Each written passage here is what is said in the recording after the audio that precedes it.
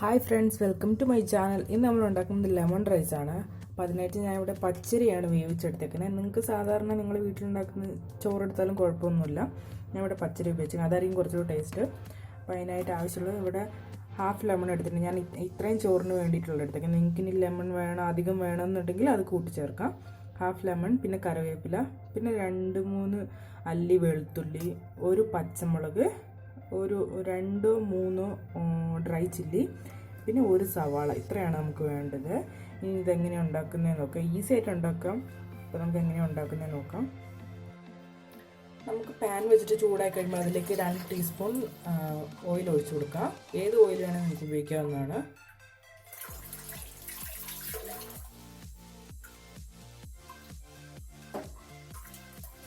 Oil നന്നായി ചൂടായതിനു ശേഷം നമുക്ക് കടുക്, ഉഴുന്ന് പരിപ്പ് അതൊക്കെ ഇട്ട് കൊടുക്കാം.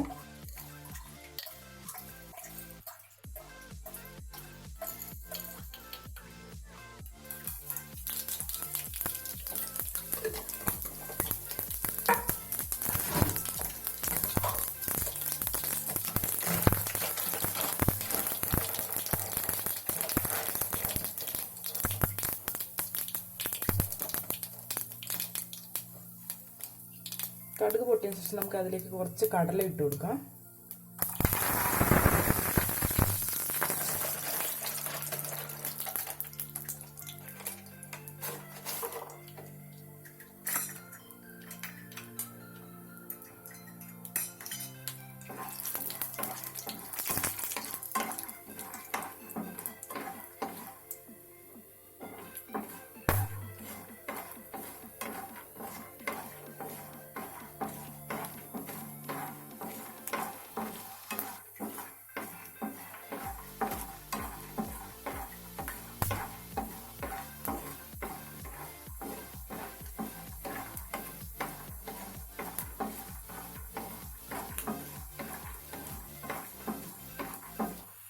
നമുക്കിതിലേക്ക് വെളുത്തുള്ളി കൂടി ഇട്ട് കൊടുക്കാം.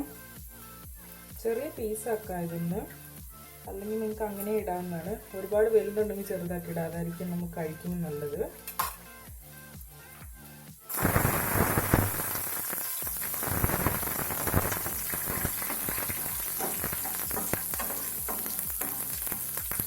നമുക്കിതിലേക്ക് ഡ്രൈ ചില്ലിയും കറിവേപ്പിലയും ഇട്ട് കൊടുക്കാം.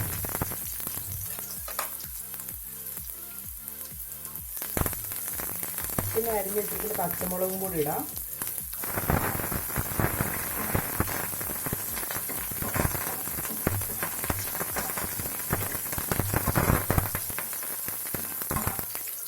ഇനി നമുക്ക് അരിഞ്ഞു വെച്ചിട്ട് സവാള ഇട്ട് കൊടുക്കാം.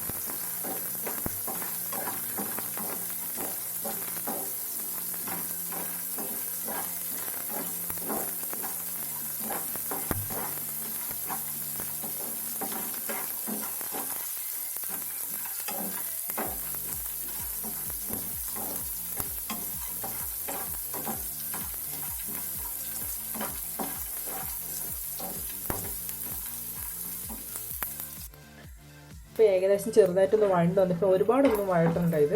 നമുക്കിതിലേക്ക് ഇനി നാരങ്ങയും മഞ്ഞൾപ്പൊടി, ഉപ്പൊക്കെ ഇട്ട് കൊടുക്കാം.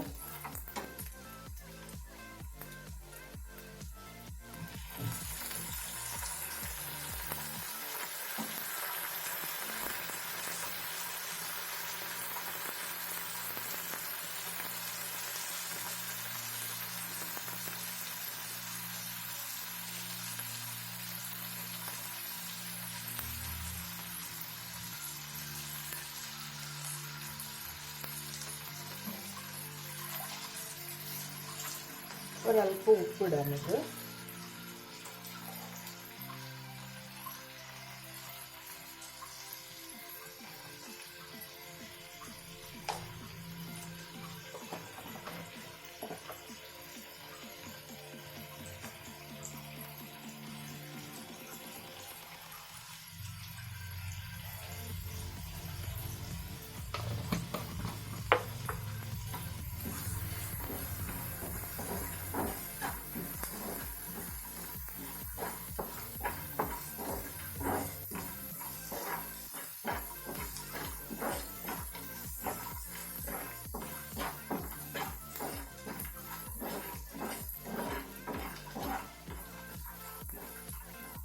നമുക്കിനി ഇതിനൊക്കെ ചോറ് വേവിച്ചും കൂടി ഇട്ടിട്ട് മിക്സ് ചെയ്യാം.